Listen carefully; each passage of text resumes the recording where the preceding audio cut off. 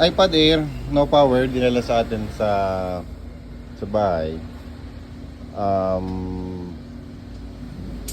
Hindi siya nagpa-power on. So upon checking, drain na yung battery, 0 na. Ngayon, kaysa kalasin natin ang motherboard, nag-improvise na lang tayo ng terminal. Inipit na lang natin dito. Then, pag sa tester, hindi siya buzzer. Pero pag dito sa sa DC bench natin, taas mo. Ayan. Ilipat uli natin sa kabila. Ayan, tapos tingnan natin. Ayan o. Buzzer pa din.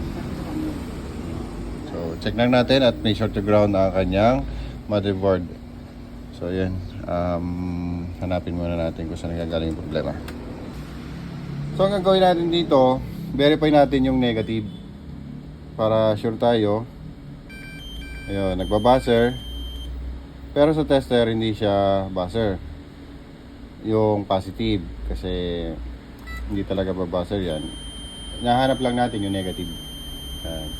Pero dito sa DC bench na pinakita ko kanina, pag nilagay natin, parehas siyang pumapalo kabilaan.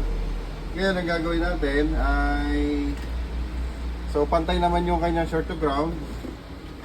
Para hindi na masyadong mabugbog si board, gawin na lang natin ay short killer na lang natin. Mag-i-start tayo sa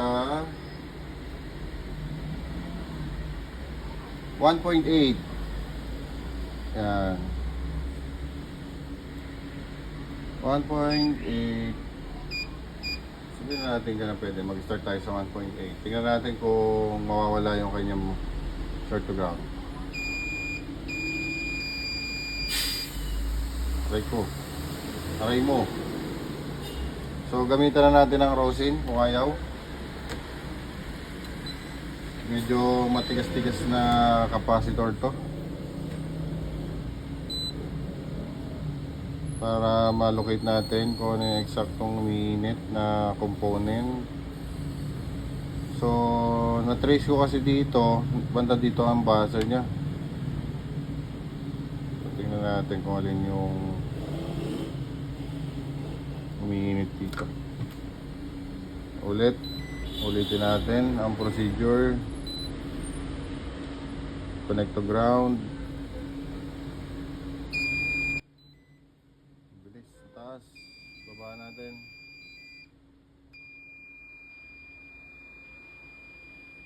Balik tayo sa 1.8. Palabasin natin yung, pero nakita na natin yung eksaktong minute dito sa part na to. Confirm lang natin. Yan, tapos pitik-pitik lang. Yun, huli na.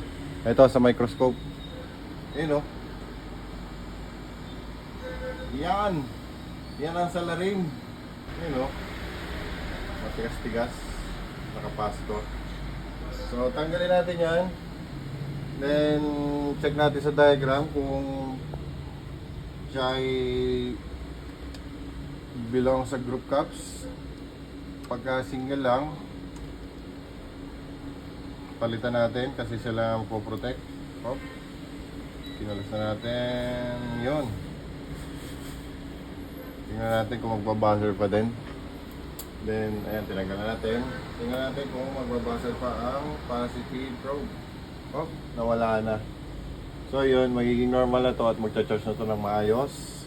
Hindi na matidrain si battery. Then, magagamit na yung order. Success!